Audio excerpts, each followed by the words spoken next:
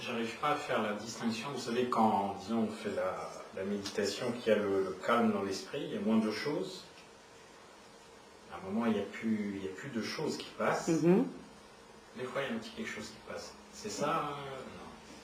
C'est encore autre chose. Vous voyez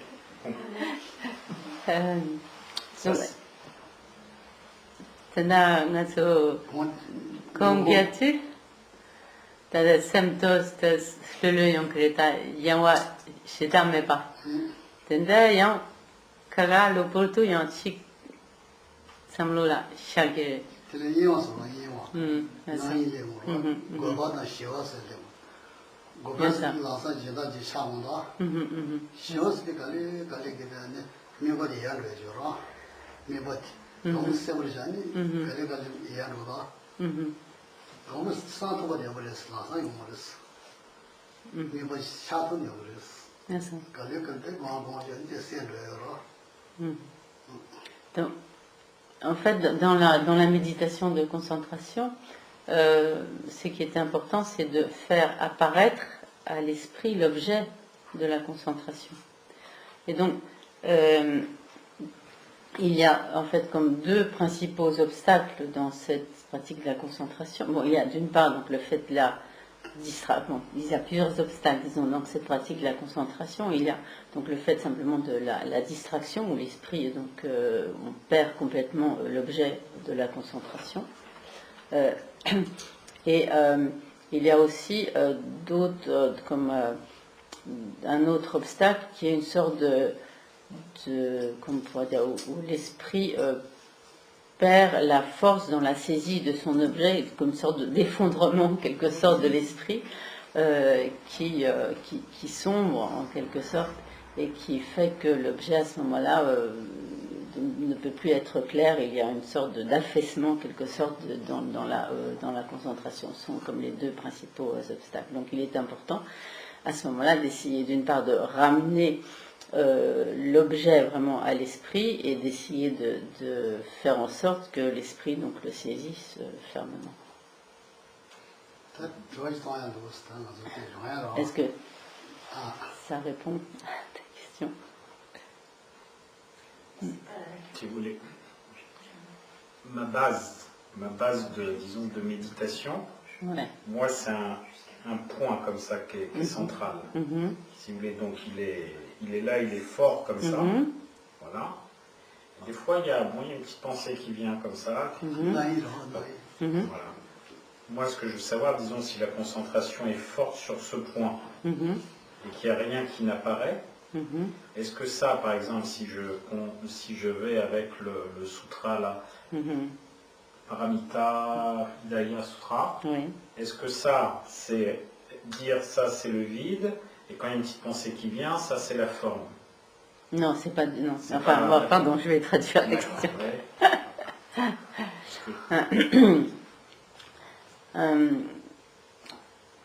Alors, est-ce que déjà, bon, il faudrait une précision par rapport à la question.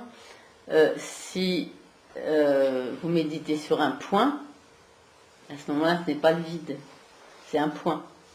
Donc, quand on dit le point, ça veut dire que l'esprit est concentré. Quand votre esprit est concentré, il y a comme une... Mais concentré sur quoi?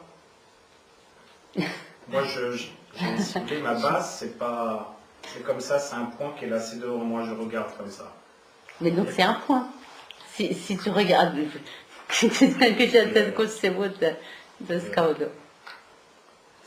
pas une je comprends ce que vous voulez dire, c'est un point, ouais. C'est pas une image, si vous voulez. Alors justement, là, ce que Geshe-la explique, dans la méditation, on ne médite pas simplement l'esprit vide. Donc, là, et le Semtaras tomba chenat, tomba ni mara.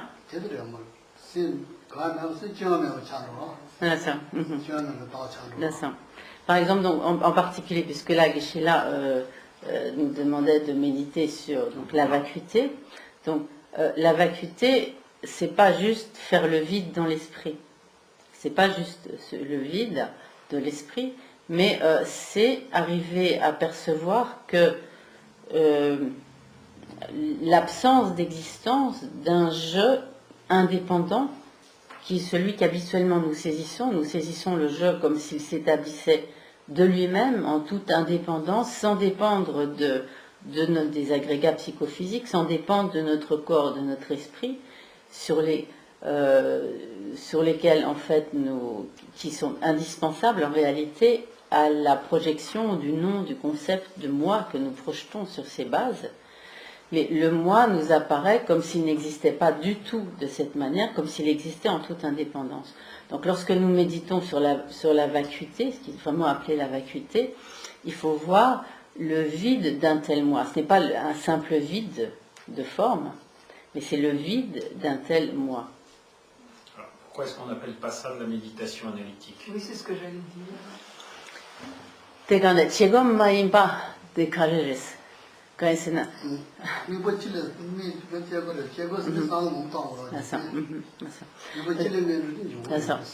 Lorsqu'on arrive à donc, méditer sur la vacuité, à ce moment-là, cette vacuité, c'est un seul et unique objet de la concentration. Dans la méditation analytique, comme son nom l'indique, il y a un processus comme analytique, spéculatif, de réflexion, de raisonnement, qui va d'un processus analytique. Mais dans le cas de la méditation vraiment sur la vacuité, telle que Geshe-la l'explique à présent, on se concentre sur un unique objet et l'esprit, on n'est pas du tout dans un processus, disons, comme analytique ou de discrimination, etc. C'est juste qu'il se focalise sur un point, en ce sens qu'il se focalise sur le vide d'existence inhérente. Mais c'est vrai que c'est quelque chose de pas très facile à comprendre, surtout au début. Si vous voulez, si on se concentre sur Shunyata, oui, ça veut dire qu'on a réalisé Shunyata. Tambani.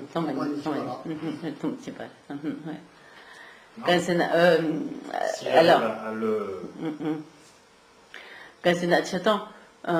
Tony la mi pasena, Tony Togo Tony Tomena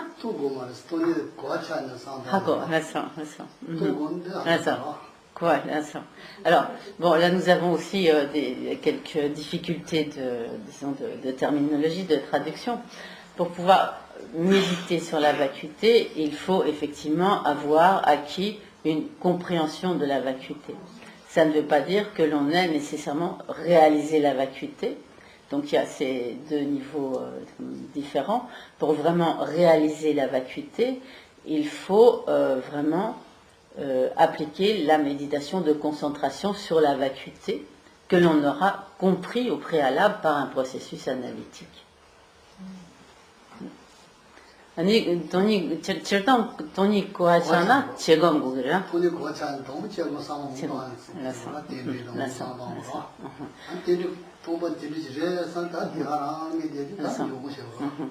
Donc, effectivement, pour vraiment arriver à...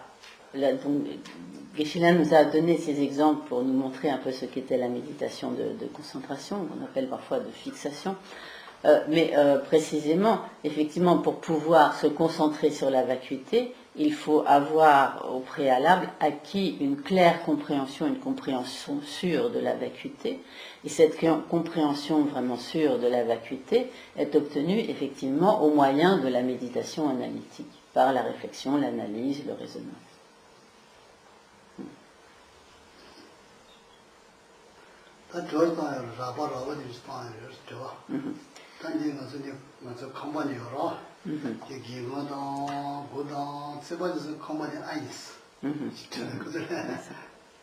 Donc, à présent, c'est au tour de Geshe-la de nous poser des questions.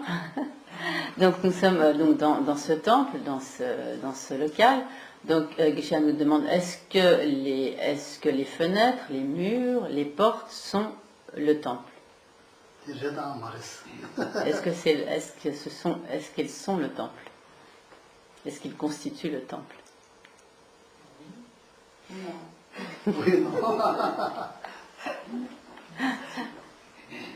Conventionnellement,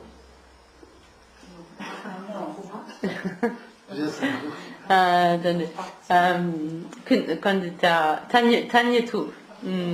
다니도 저는 사과를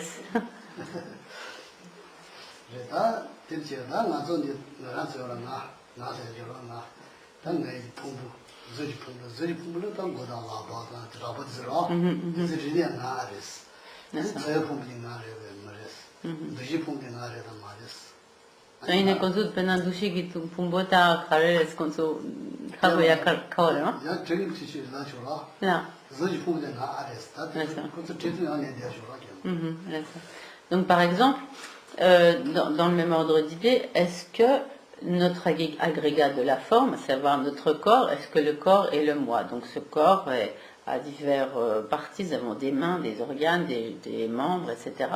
Et donc est-ce que ce corps est le je, le moi? Moi, oui, non.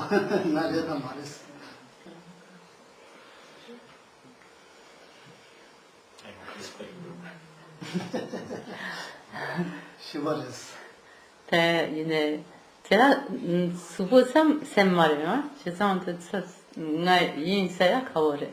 저부터 나를 이 말하지나 아래 지요라. 나중에 가서 저부 하나되어 나이 뭐서지 나서 나 진짜 나도 되게 아예 말해. 나 나서 이제 지체 대상도 안 다지 뭐지. 단 품이 남아있는 나서야 가졌어. 그래서 로스 나지요라 나서요라 나지 나가 나세요라. 저기 품을 아버지 남아있는 딜 로스 나스니 가졌어. 나는 품은 저면 아버지를 한 저여버 샤머를 가졌어. 대상가에서 도만 상도 제고시리.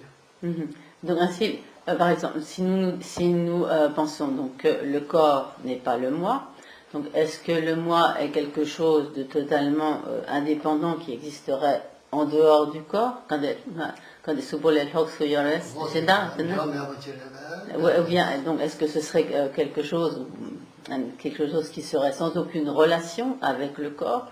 Est-ce que c'est quelque chose qui a une relation avec le corps? Donc tout ça, donc c'est par contre c'est de la méditation analytique, et donc il est important de se poser toutes ces questions.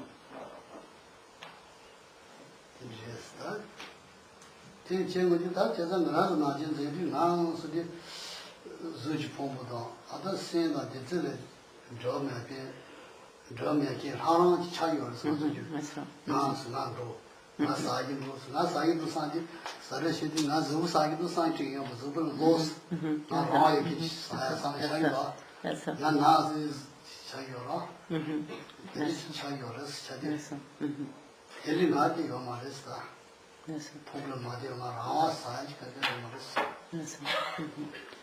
donc en général, la manière dont nous saisissons donc le moi, ce n'est pas du tout la manière dont il existe en réalité. Donc par exemple, lorsque nous pensons je tombe, nous ne pensons pas du tout que c'est juste le corps qui tombe, mais nous avons à ce moment-là le sentiment que c'est vraiment un jeu qui existe comme de manière quasiment concrète, quelque chose de très puissant, s'établissant de lui-même, qui tombe, et nous ne pensons pas que, en dépendance du fait que mon corps tombe, je projette l'existence d'un moi qui tombe. Donc généralement, ce n'est pas ainsi que nous concevons le moi. Au contraire, nous le voyons comme une entité concrète qui s'établit de lui-même. Et lorsque nous pensons donc je tombe, nous pensons que c'est un jeu très fort qui s'établit de lui-même, comme en toute indépendance, et dont nous disons que ce jeu tombe. Ou par exemple, lorsque nous avons mal, donc nous lui disons donc j'ai mal ou je souffre, etc. Et à ce moment-là, nous avons également le sentiment d'un jeu totalement comme autonome, indépendant, concret, dont nous disons je souffre, mais nous n'avons pas du tout la compréhension du fait que, en dépendance de cette base de désignation qui est l'agrégat de la sensation, que c'est sur la base donc de cette sensation que nous projetons la désignation, le concept d'un jeu donc qui souffre. Et en réalité, donc, nous percevons, nous saisissons ce jeu comme si ce jeu qui souffre était vraiment une entité inhérente, intrinsèque, qui s'établit d'elle-même en tant qu'un jeu souffrant, et un tel je n'existe pas du tout, mais ce je qui souffre existe seulement de par la relation de dépendance entre cette base de désignation qui est la sensation douloureuse, de l'agrégat des sensations, et ce que nous projetons, donc la désignation, le nom, le concept que nous projetons sur cette base de désignation qu'est la sensation douloureuse. Et le je, le moi, n'existe pas en dehors de cela autrement que de par cette relation.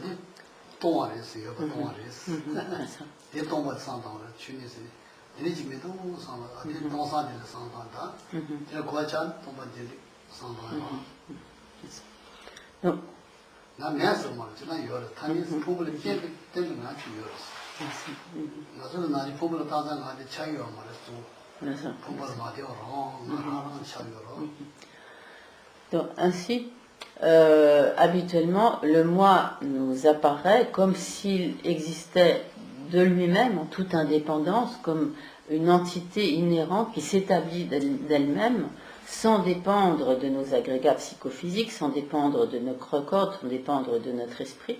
Donc non seulement c'est ainsi qu'il nous apparaît, c'est ainsi que nous le saisissons, donc comme vraiment une entité autonome, indépendante. Et en réalité, donc ce n'est pas que le moi n'existe pas du tout, mais le moi n'existe pas ainsi. Il est vide de l'existence de l'existence qui nous apparaît, de cette existence que nous saisissons habituellement. Donc il est vide d'une telle existence inhérente, intrinsèque, autonome, comme s'établissant d'elle-même en toute indépendance. Et lorsque l'on perçoit le vide ou l'absence en fait d'une telle existence indépendante, autonome, donc cela est donc la perception du non-soi ou de la vacuité.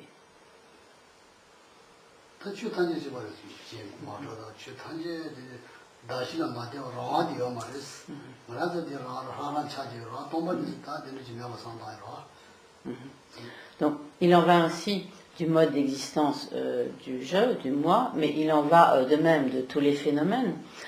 Tous les existants, tous les phénomènes nous apparaissent et nous les saisissons comme s'ils existaient en toute indépendance de leur propre côté, indépendamment donc de leur base de désignation et des projections que nous opérons sur ces bases de désignation. Et donc, mais en réalité, donc tous les objets, tous les phénomènes n'existent pas indépendamment donc de cette relation entre la base de désignation et les projections que nous faisons donc sur ces bases de désignation. Et ils sont vides en fait d'une telle existence indépendante. Ils sont tous vacuités en ce sens, donc ils sont vides d'une telle existence indépendante, et ils n'existent que de par cette relation de dépendance entre leur base de désignation et donc la projection, disons, d'un nom et d'un concept opéré sur ces bases de désignation.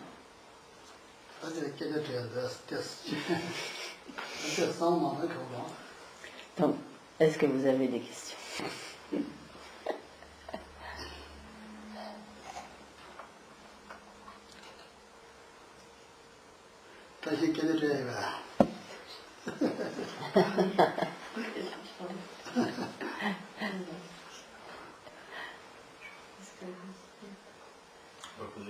Oui, bien sûr.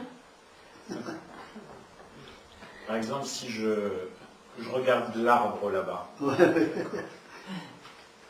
l'arbre, si je ne pense pas à lui, si je ne le regarde pas, il existe? Ou est-ce que le problème est que moi, je vais dire, ça c'est un arbre qui existe? Je ne sais pas si c'est clair. Oui, je crois, oui.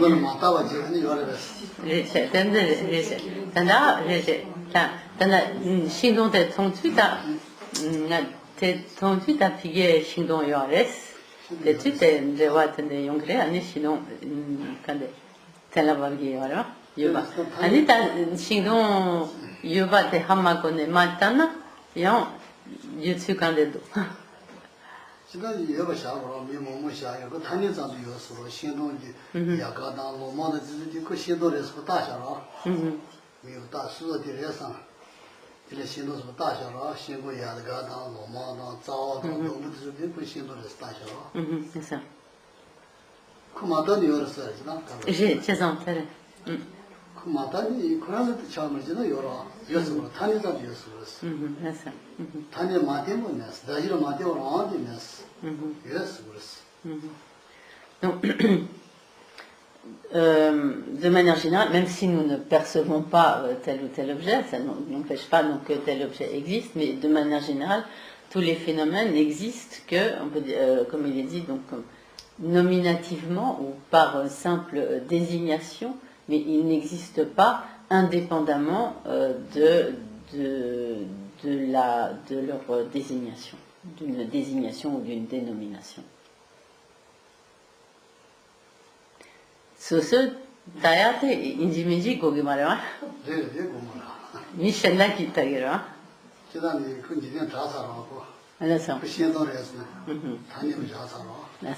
Car même si tu ne désignes pas l'arbre en particulier, cet arbre en particulier parce que tu ne l'as pas dans ton champ de vision ou de perception, il n'empêche que conventionnellement, de par le monde, c'est ce que l'on appelle un arbre. Donc il suffit,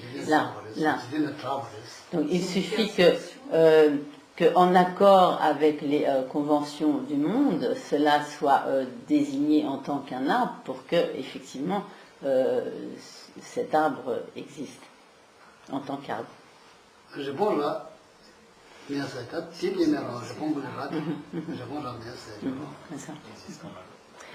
Donc par exemple, nous ne pouvons pas dire par exemple que, c'est un exemple classique donc, qui est donné dans le contexte de la philosophie bouddhiste, donc il n'y a pas de corne, la corne d'un lapin n'existe pas, parce que les lapins n'ont pas de corne, ou la corne d'un chat, que cela est non existant. Donc on ne peut pas dire que cela pourra exister, puisque même dans les observations, les conventions du monde, les dénominations, les conventions nominatives, disons, du monde, la corne d'un chat ou la corne d'un lapin n'existe pas. Donc de ce fait, on peut effectivement affirmer que la corne d'un lapin n'existe pas. Et donc même en tant que simple désignation, cela n'existe pas. Mais Marie-Thérèse, moi je te vois. C'est une perception que j'ai moins de te voir, mais tu n'existes pas. Je n'existe pas en dehors de cette perception. Voilà, c'est ça. Oui, non. Tanda moranki nga tungi yore wa. C'est ça, moranki toyate lox Marie-Thérèse yore wa. Marie-Thérèse yomare wa. Mishenda ki tungi do wa. C'est vrai? Dosto tombo di dos goela da le condena. Que as machines dim do da. Ya machi de che va tombo ni. Ki machine ma yo ko shei ra ma ra. Là. Tombo ni ko tes machine yo ko shei ra ma ra ji ma. Là ça. C'est ça tombo ni c'est de quoi ça ma yo res. Tombo ça ça ni pien mo yo res. Ya mo de 5 ans ya mo ga ma be. Sao ga ma be. C'est ça. Il est marrant qu'il est là. Là. Non, tanda. Tanda. L'argent qui tombe à Télante.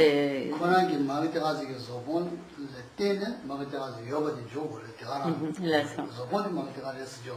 Il est marrant qui. Là, ça. Là, ça.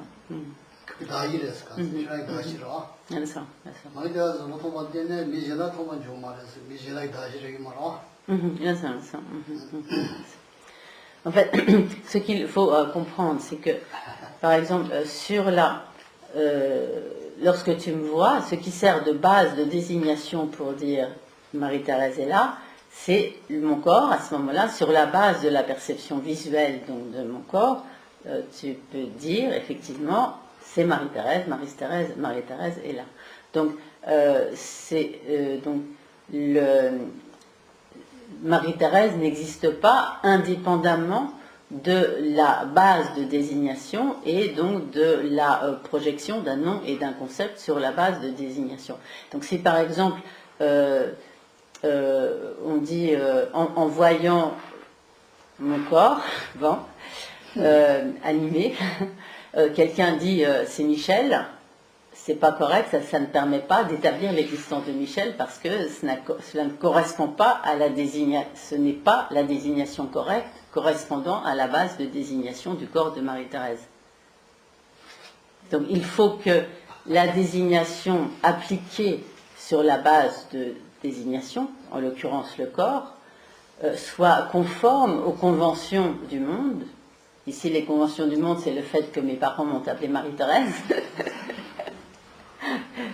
Et si l'on met n'importe quel autre nom inapproprié sur une base de désignation, cela ne permet pas d'établir l'existence de cet objet.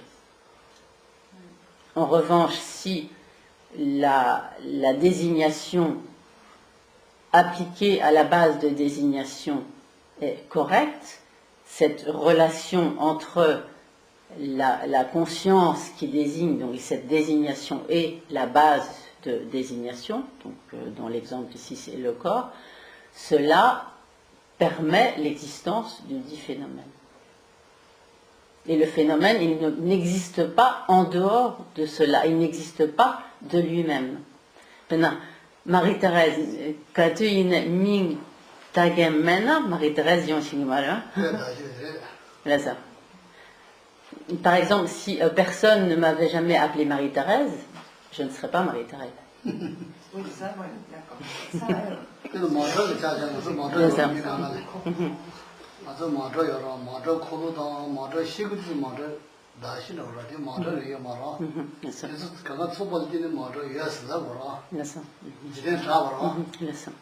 Donc, prenons l'exemple d'une voiture, cet exemple est assez souvent donné. Si nous prenons par exemple les roues de la voiture, est-ce que les roues sont la voiture? Est-ce que le toit est la voiture? Est-ce que le moteur est la voiture? Est-ce que donc la carrosserie est la voiture? En fait, rien de tout cela n'est la voiture, aucun des éléments pris séparément n'est la voiture, mais sur l'assemblage correct de toutes ces parties, nous projetons la désignation de voiture et cela permet d'établir l'existence de la voiture. Mais en dehors de cela, la voiture n'existe pas en tant que telle, de son propre côté, indépendamment de la désignation et du concept que nous projetons sur cet assemblage de pièces. Oui. Ça, c'est un autre sujet. C'est un petit peu comme le tableau de Magritte. Il est marqué « Ceci n'est pas du tout ». Non. Oui, peut-être on pourrait peut-être rapprocher. Ouais, ce sera un petit peu compliqué à expliquer tout ça dans le détail.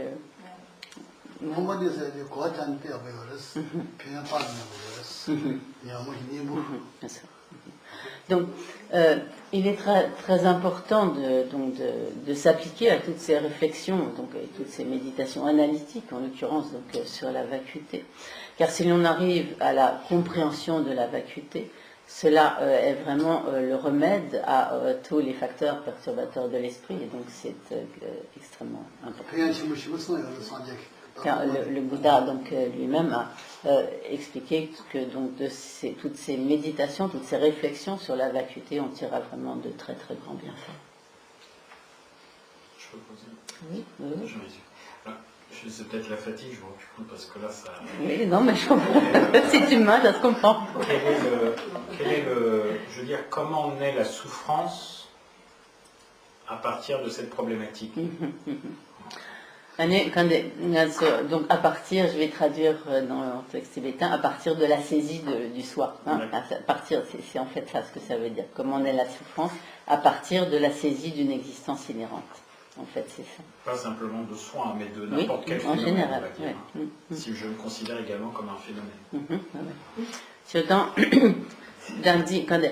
Quand ça qui d'agir dans ce qui d'agir là, tenait, donc il y a longtemps quand des 그래서 가서 다들 다시 나서야 돼. 하나 진짜 나로 진짜 이슈 춤을 진짜 내게 기분이 아주 좋았어. 아니 그 나라 고민도 된지 나라 이슈 춤에서 나라 여기 노사미를 내고져야 돼. 아니 나라 고민도 차버지 내고져야 돼. 내가 못 사요로. 나 취도 죽어래. 취 나서서 잘하는 소리 집에 잘하 무빈해질 게 뭐지 야분. Donc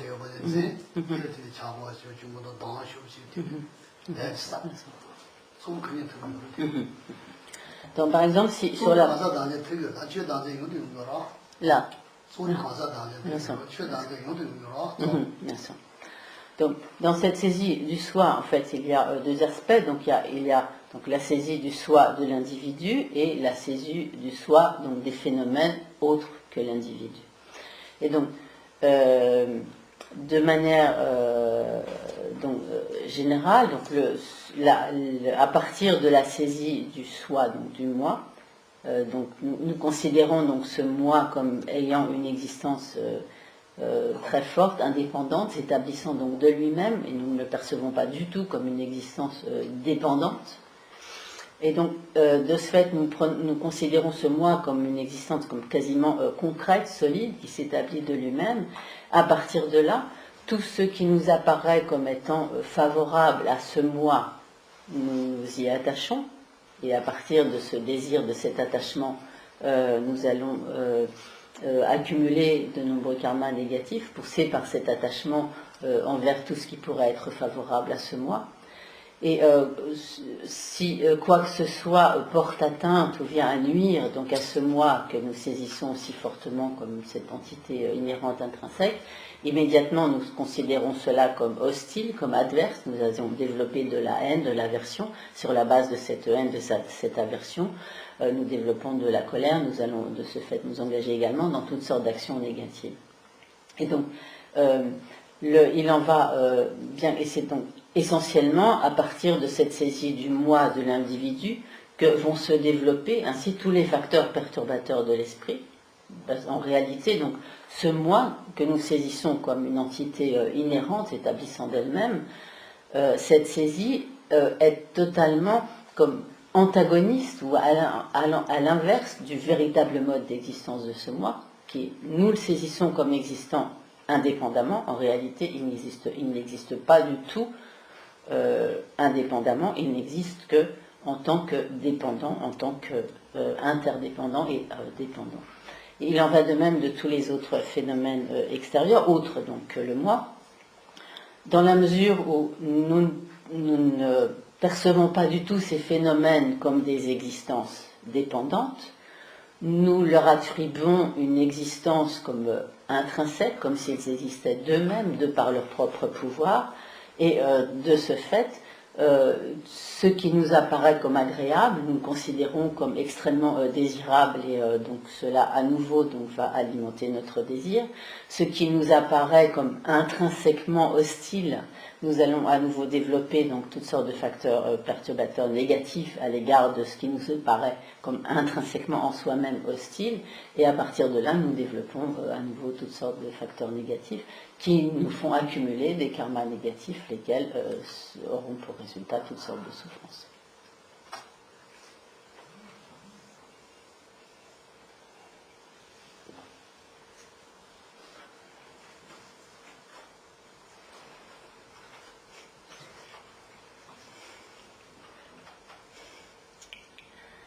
Donc cela nous laisse songeurs. Hein? Oui, nous restons sans voix. Mais en fait, quand vous dites que le moi ou bien quelque chose est dépendant, il est dépendant parce qu'il dépend de sa base d'imputation. Entre autres, mais je vais traduire Voilà, non, mais c'est une très très bonne question. C'est le temps. Nga, Rangwang Che Mayimpa de So Dakshila Temba Yinson, Rangwang Marimasa, So Jerema.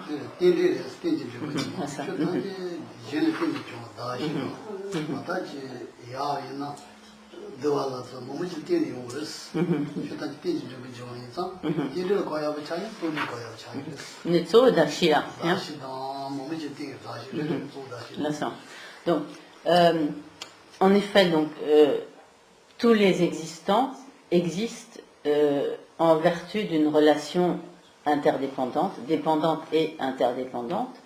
Donc, les phénomènes sont dépendants, entre autres, de leur base de désignation, mais ils existent aussi, disons, de manière comme relativement, à savoir que, par exemple, le court existe relativement au long, le grand relativement au petit, le bon relativement au mauvais, et inversement, l'aval existe relativement à l'amont, etc. Et donc, cela entre dans le même cadre de l'existence interdépendante.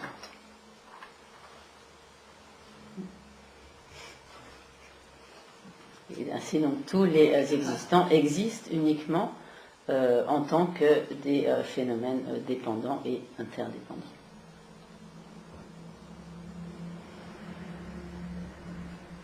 Et ce n'est pas ainsi que nous les appréhendons habituellement.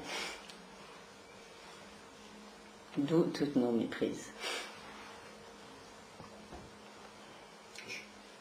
Oui. Non, mais je pense que c'est utile pour tout le monde, donc ça me...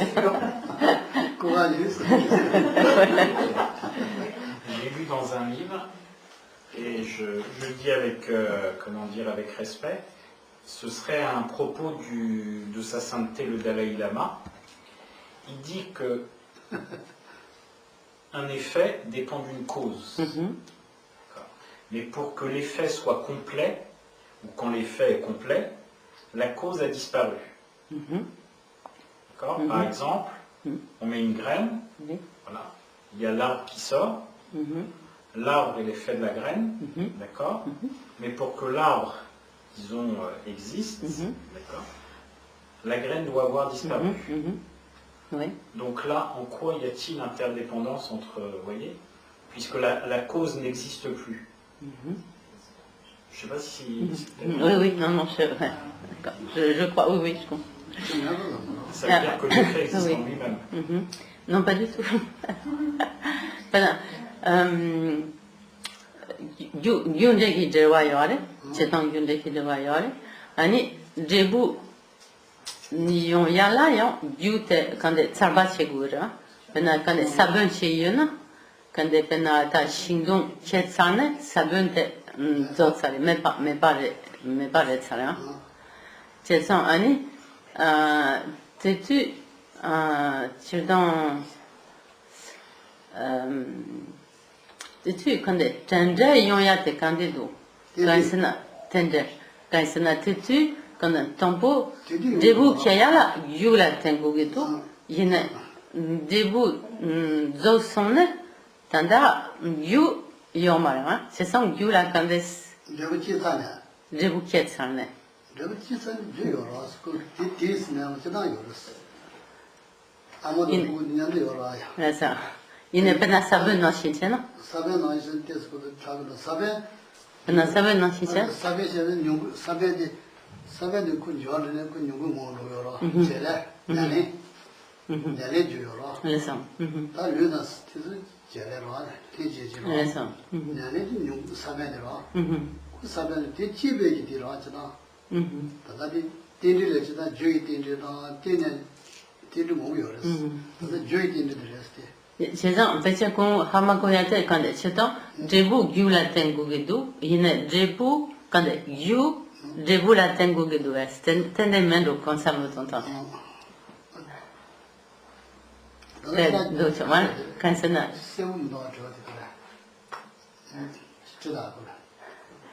Donc, Guichelin n'est pas, peut-être j'ai pas bien réussi à traduire la question, il n'est pas sûr de bien comprendre la question. Donc, Guichelin, ceci dit, il a compris en partie. Donc, si l'on prend l'exemple de la mère et de l'enfant, il n'est pas nécessaire que la cause n'existe plus pour que le résultat soit entièrement produit. Puisque lorsque l'enfant est né, la mère existe toujours. Néanmoins, la mère est la cause de l'enfant.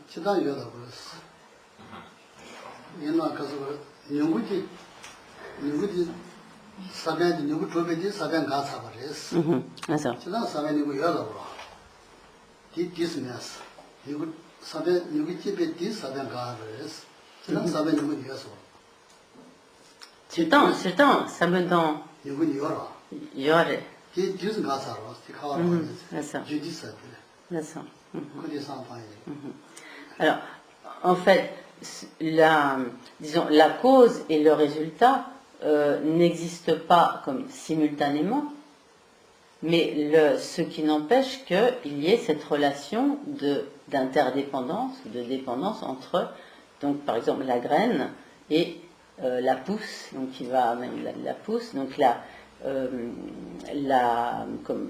disons, une fois que l'arbre est poussé, effectivement, la graine n'existe plus, car donc le résultat à ce moment-là n'existe pas simultanément, au même moment, n'est pas concomitant en quelque sorte avec la cause. Néanmoins, la graine demeure et est la cause du résultat. Même si elle n'existe plus, il n'empêche qu'elle est la cause du résultat. Là.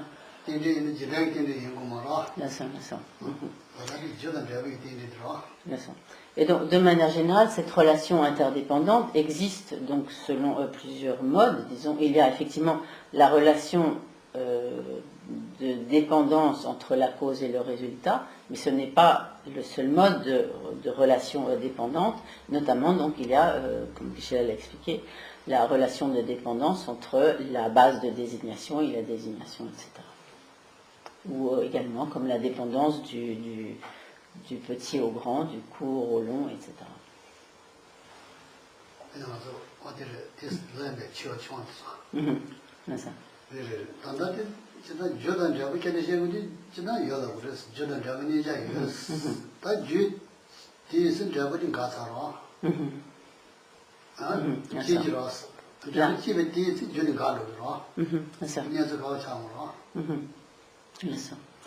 Donc, de manière générale, bien sûr, les causes et les résultats existent, mais lorsque le résultat est produit, au moment de la production du résultat, la cause n'existe plus. La cause n'existe plus en tant que donc la cause de ce phénomène particulier. Netanda, amatampuku, qui en ce moment aussi. Là.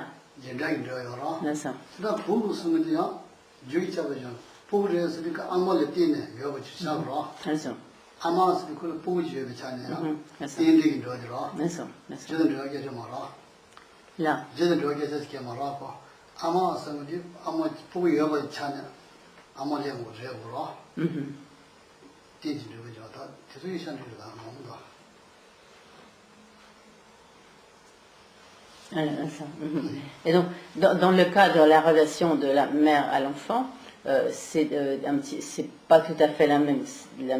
Bon, il y a une relation bien sûr de dépendance, d'interdépendance, mais donc ce n'est pas tout à fait la même chose dans la mesure où la femme, disons, existe avant d'être mère et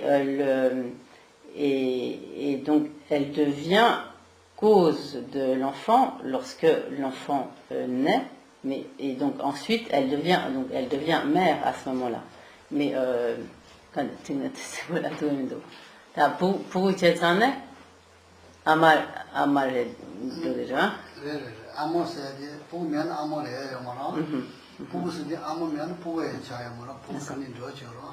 Donc il y a ainsi une relation de dépendance réciproque. Donc bien sûr, s'il n'y a pas d'enfant, il ne peut pas y avoir donc la mère en tant que la mère de cet enfant. Et donc si pardon, je commence à m'emmêler les crayons aussi.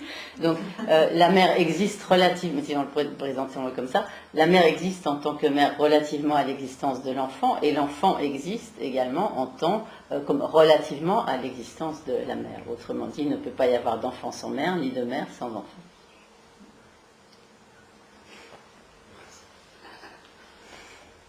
Agora era, méditation après.